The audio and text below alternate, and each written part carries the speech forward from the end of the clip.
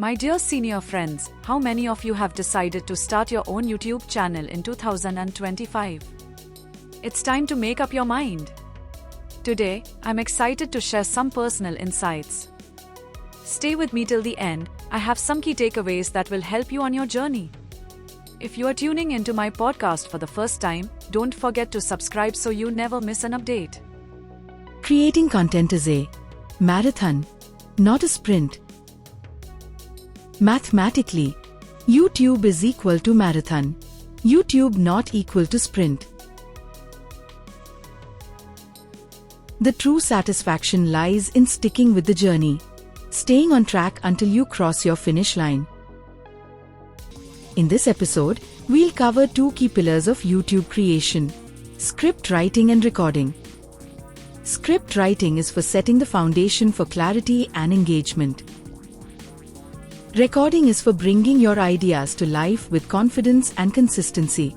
These essential steps will help you streamline your process, create compelling content, and gain confidence in front of the mic. Let's unpack the key elements.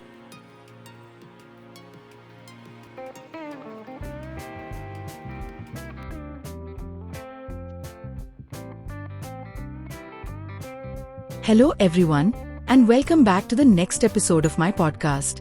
Today's session is all about the importance of scripting, recording, areas where I've made plenty of mistakes, learned valuable lessons, and gained insights I wish I'd known at the start of my YouTube journey. As I mentioned in my previous episode, I ended up removing my very first uploaded video. Yes, I was disappointed, but I didn't give up. I picked up an A4 size sheet of paper from my workbook, divided it into smaller sections, and designed a PowerPoint slide in a 16:9 aspect ratio.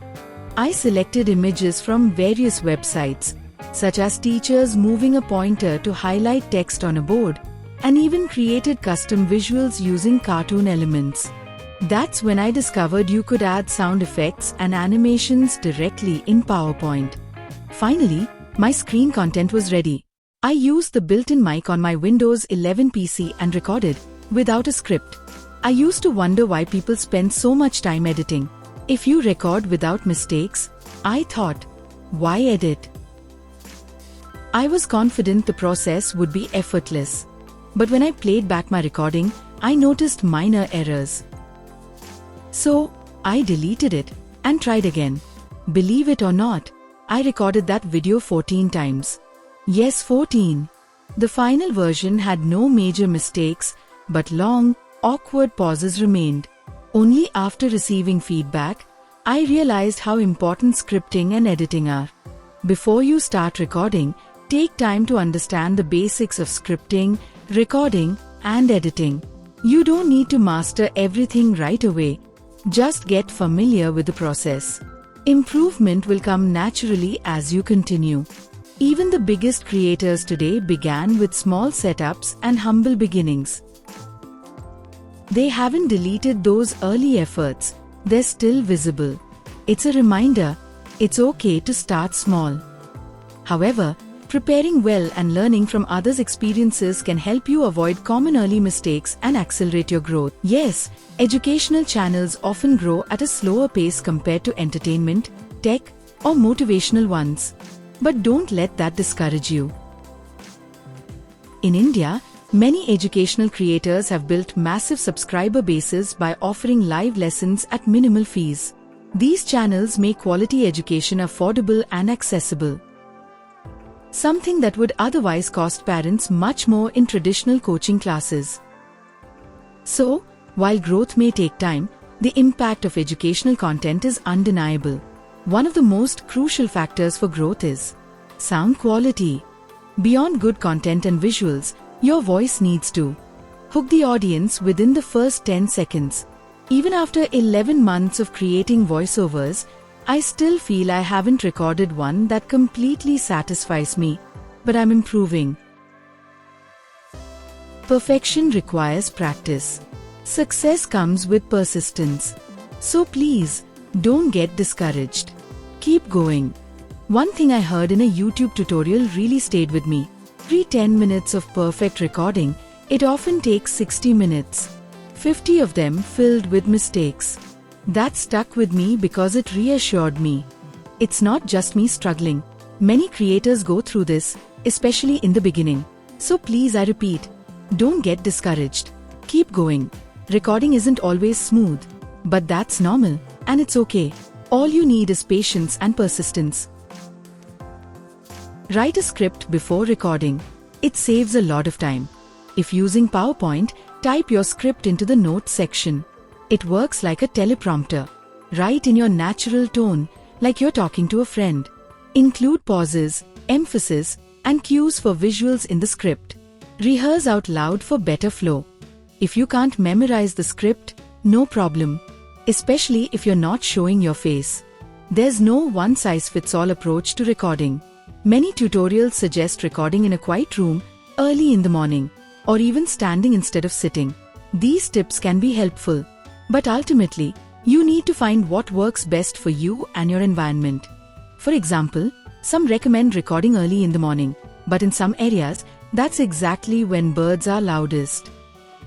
I always switch off the fan before recording, yet background noise still sneaks in. That's okay. Mistakes are part of the process. Be practical, keep improving, and don't stress over perfection. The good news is that AI tools today can effectively remove background noise. However, to fully benefit from them, you need patience to learn new technology. I must admit, I haven't mastered it myself yet. But I'm trying, and with every video, I'm improving. So even if your setup isn't perfect, don't hesitate. Just start. Before you start recording, a quick voice warm-up can help. While I don't follow every tip experts suggest, I'd still like to share a few general ones. And then tell you what I personally do. Take a few deep breaths. Inhale slowly through your nose, exhale through your mouth. Do some lip and tongue movements. Try saying la la la or red leather, yellow leather slowly and clearly. Hum gently for 30 seconds to warm up your vocal cords. Speak a few practice lines out loud to loosen up your mouth and get used to your tone. Personally, I prefer reciting a few Sanskrit shlokas. They work like natural tongue twisters. Do jaw movements to relax my facial muscles. Perform a lip trill, a vocal exercise that involves vibrating your lips together. When recording multiple takes, these small exercises help prevent voice fatigue and maintain a consistent sound throughout. Keep water nearby.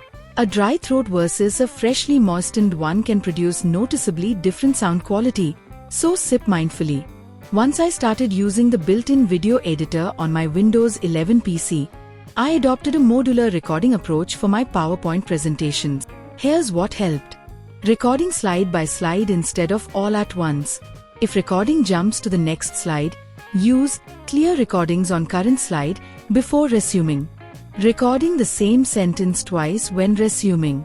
This ensures consistency if there's a noticeable change in sound, especially with an external mic. One challenge when recording in parts is unexpected shifts in tone or volume. Something I only noticed after a few uploads. You can clean all of that up later. But here's the beauty of editing. Cut out extra takes, smooth transitions, and keep only the best parts. Recording can feel challenging at first, but every small improvement adds up. Don't wait for perfection, just start. You'll refine your process as you go, whether it's warm-ups, adjusting your setup, or handling background noise. And remember, patience and persistence matter more than a flawless first attempt.